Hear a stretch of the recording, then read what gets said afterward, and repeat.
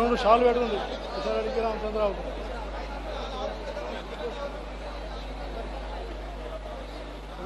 రాఘవేంద్రరావు గారు మా మిత్రుడు, పాత మిత్రుడు.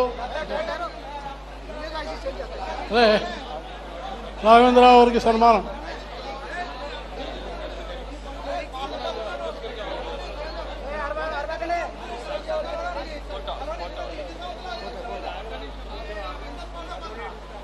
పిలుద్దాం వాళ్ళను, వాళ్ళని పిలవాలా? ఇప్పుడు భారతీయ జనతా పార్టీ అధ్యక్షుడు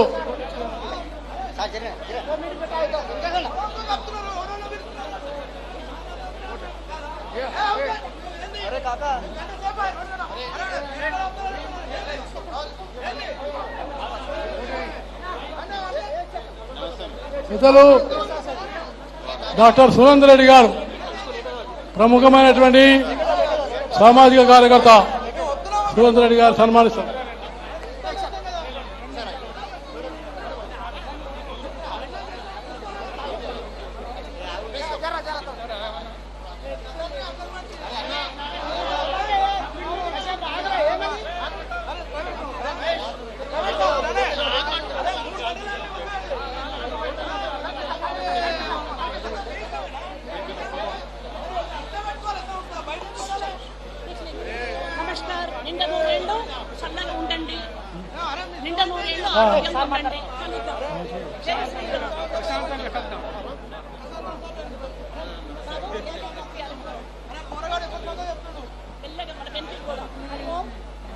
మిత్రులు రామచంద్రరావు గారు,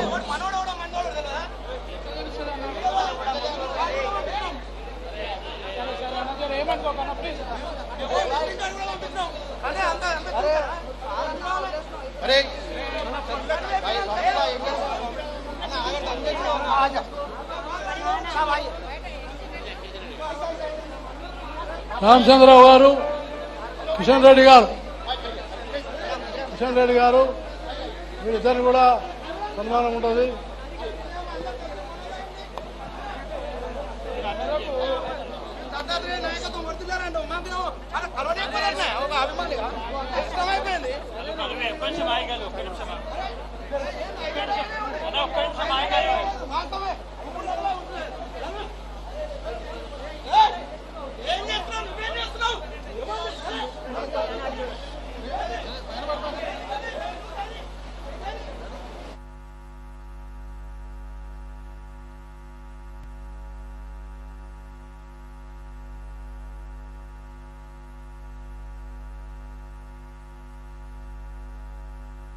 మన భారతీయ జనతా పార్టీ అధ్యక్షుడు,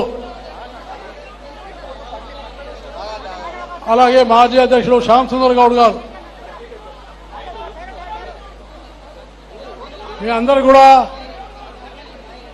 ఇంత ఓపిక, ఇంత సమయం వరకు వేచి ఉండి దాదాపు 3 అవుతున్నది. 3 గంటల వరకు కూడా నిర్విరామంగా ఏ ఆటంకం లేకుండా కొనసాగుతున్న కార్యక్రమానికి మీరు సహకరించాలని కోరుతూ, ఈ అలయ బలయ యొక్క మనము రామచంద్రరావు గారు ముందు మాట్లాడతారు.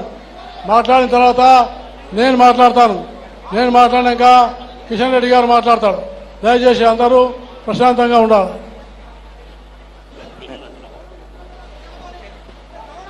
అందరికీ దసరా శుభాకాంక్షలు. మరి అలయ్ బలయ్ ఫౌండేషన్ చైర్మన్ బండారు విజయలక్ష్మి గారు, మరి భారతీయ జనతా పార్టీ రాష్ట్ర కార్యదర్శి కూడా వారు, బండారు దత్తాత్రేయ గారు గత అనేక సంవత్సరాలుగా నిర్వహిస్తున్నటువంటి అలయ్ బలయ్ కార్యక్రమాన్ని కొనసాగిస్తూ ఇప్పుడు కూడా ఈ కార్యక్రమంలో ఇంత పెద్ద ఎత్తున 3 అయినప్పటికీ కూడా అందరు ఇక్కడే ఉన్నారంటే ఈ యొక్క అలయ్ బలయ్ ఎంత ప్రఖ్యాతి, ఎంత ఆసక్తి ఈ యొక్క హైదరాబాద్ ప్రజల్లో వచ్చిందని చెప్పి తెలుసుకోవాలి.